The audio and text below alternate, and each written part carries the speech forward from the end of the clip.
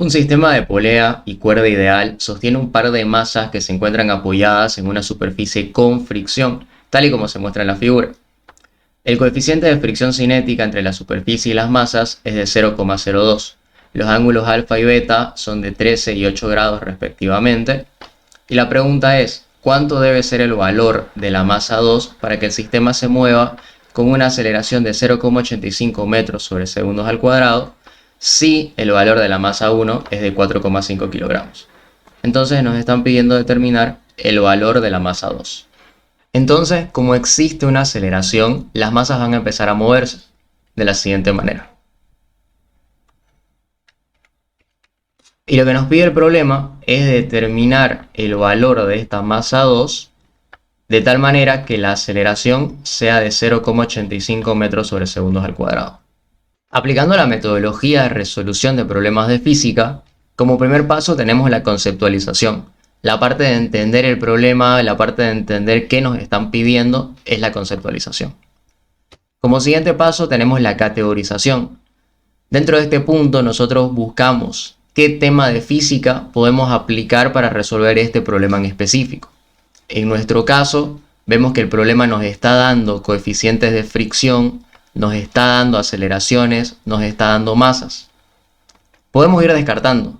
En el tema de estática no deberíamos tener aceleraciones. En el tema de cinemática no deberíamos tener masas. Por lo tanto, podemos intuir que el tema que podemos aplicar para resolver este problema es la dinámica. Por lo tanto, concluimos que este problema se resolverá aplicando la dinámica. Continuando con el siguiente paso, podemos empezar a analizar el problema. Como primer paso, tenemos la realización de los diagramas de cuerpo libre, tanto para la masa 1 como para la masa 2. Iniciando en la masa 1, hacemos el diagrama de cuerpo libre. Un diagrama de cuerpo libre no es más que dibujar todas las fuerzas que estén interactuando dentro de ese objeto, en este caso la masa 1. Para hacer eso, primeramente dibujamos un par de ejes. Los ejes los podemos dibujar con la dirección que nosotros querramos. Para mayor facilidad de resolución del problema, como el plano está inclinado, los ejes también los vamos a dibujar inclinados. Y la primera fuerza que está interactuando dentro de la masa 1 es su peso. El peso siempre va hacia abajo y se representa con la letra W. Además de eso, vemos que el objeto está apoyado sobre una superficie. Siempre que un objeto esté apoyado sobre una superficie, la superficie ejerce una fuerza normal al objeto, que es la que vemos aquí. Se representa con la letra N y se conoce como la fuerza normal. La masa 1 está conectada a la masa 2 a través de una cuerda. Lógicamente, esta cuerda va a estar tensionada. Entonces, la siguiente fuerza que nosotros debemos colocar es la tensión de la cuerda. El problema además nos dice que existe fricción entre la superficie de la masa y la superficie del plano inclinado. Por lo tanto, va a existir una fuerza de rozamiento. La fuerza de rozamiento siempre es opuesta al movimiento. Si el movimiento tiene esta dirección, la fuerza de rozamiento va a tener una dirección contraria. Y es la que dibujamos aquí, la fuerza de rozamiento. Para mayor simplicidad al momento de resolver el problema, nuestros ejes X y Y los dibujamos paralelos al plano inclinado. Por lo tanto, el ángulo de inclinación del plano inclinado, 13 grados, va a ser igual al ángulo de inclinación de mis ejes. Y en base a ese ángulo, yo puedo descomponer el peso en sus componentes ortogonales, de tal manera que estén sobre el eje Y y sobre el eje X, de la siguiente forma. Entonces, una vez tengo expresadas todas las fuerzas en un par de ejes, puedo plantearme las ecuaciones de Newton para resolver este problema. Podemos analizar el movimiento inicialmente en la dirección del eje Y, en la dirección vertical. Lo igualamos a 0 porque en la dirección vertical no existe ningún tipo de movimiento. Si existiese movimiento en la dirección de Y, significaría que el bloque se está desprendiendo del plano inclinado, cosa que no sucede. Por lo tanto, la suma de fuerzas en esa dirección tiene que ser igual a 0. Es fácil observar que en dirección del eje Y tenemos la normal, la fuerza normal, y también tenemos hacia abajo la componente del peso, W por coseno del ángulo.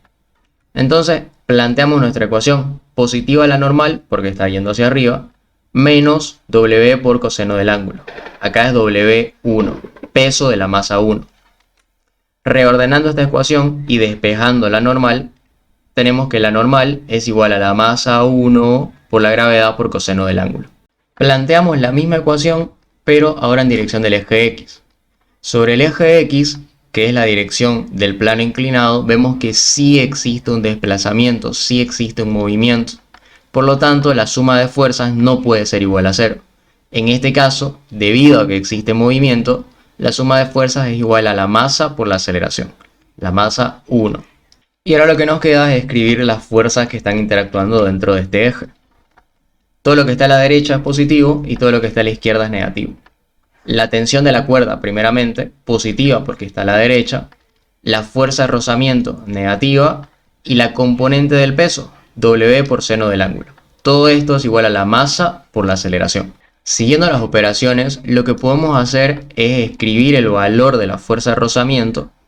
La fuerza de rozamiento es igual al coeficiente de rozamiento, mu sub k, por la normal. Y reemplazar el valor del peso. El peso es igual a la masa por la gravedad. Continuando con las operaciones, lo que podemos hacer ahora es reemplazar el valor de la normal. La normal la determinamos anteriormente. Entonces su valor lo colocamos acá y vemos que la normal es igual a la masa por la gravedad por coseno del ángulo. Hasta este punto, nuestra única incógnita es la tensión de la cuerda. Todos los demás datos los tenemos, los conocemos. Por lo tanto, es una ecuación con una incógnita que se puede resolver inmediatamente. Haciendo las operaciones, vemos que el valor de la tensión es de 14,6157 newtons. Ese valor de tensión nos lo guardamos. Y lo que sigue ahora es hacer el mismo análisis que hicimos en la masa 1, solamente que ahora en la masa 2. Dibujamos nuestros ejes y de nuevo nos conviene dibujarlos en la misma dirección del plano inclinado para facilitar la solución del problema. Dibujamos las fuerzas que estén interactuando en el sistema, hacia abajo siempre el peso. Además del peso tenemos la tensión de la cuerda que ya explicamos anteriormente, tenemos la fuerza normal que siempre es perpendicular a la superficie y tenemos la fuerza de rozamiento que siempre es opuesta al movimiento. Nuestros ejes están colocados en la misma dirección del plano inclinado, por lo tanto el valor del ángulo beta es el mismo que el ángulo de inclinación de mis ejes. Y con eso lo que yo puedo hacer es descomponer el valor del peso en sus componentes ortogonales, de tal manera que todas las fuerzas estén expresadas dentro de mis ejes X y Y.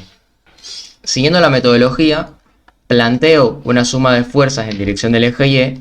Vemos que no existe movimiento en el eje Y, porque de otra manera el objeto tendría que despegarse del plano, cosa que no sucede, y por lo tanto la suma de fuerzas en esa dirección es igual a 0, no hay movimiento. Sobre el eje Y vemos que tenemos la normal y tenemos la componente del peso. La normal positiva menos W por coseno de beta. W se puede expresar como masa por gravedad. Por lo tanto, esta ecuación nos queda normal es igual a masa por gravedad por coseno del ángulo. Planteamos la misma ecuación, pero ahora en dirección del eje X. Sobre el eje X sí existe una aceleración, el objeto sí se está moviendo. Por lo tanto, la suma de fuerzas no puede ser igual a 0. En este caso es igual a la masa por la aceleración. Las fuerzas que están actuando en el eje X tenemos hacia este lado positivo y hacia el otro lado negativo. Las fuerzas positivas tenemos la componente del peso, W por seno del ángulo.